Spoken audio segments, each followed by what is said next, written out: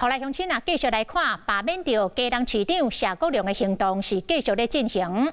讲这个连署书43000份，其中13000份有疑虑，恐惊会失效。即摆佫传出讲有市民互里长来拐骗，来签这个罢良盗用的声明，也就是要求市民甲市府讲，我是告资房偷用去，并毋是自愿来签这个连署书。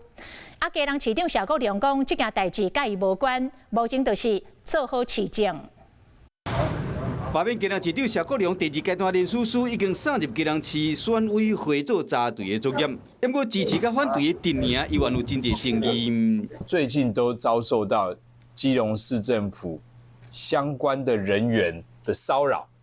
嘉南市议员张志豪开记者会指控讲，市府敢若有伫干扰罢免行动，有市民去里面中心参加活动，有里长摕文件按写被盗用签署罢免市长的声明，要求留身份证姓名甲地址，市民当场拒绝，想要翕相尊正，互里长阻止赶紧收走。法庭会议讲，敢是市政府动用国家机器。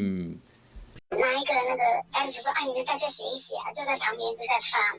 那这么辛苦联署这么多，很可能我的想惊，我咱那功亏一篑。透过了里长，透过了选委会本身，现在开始大幅的用查询单来减少联署书合格的份数。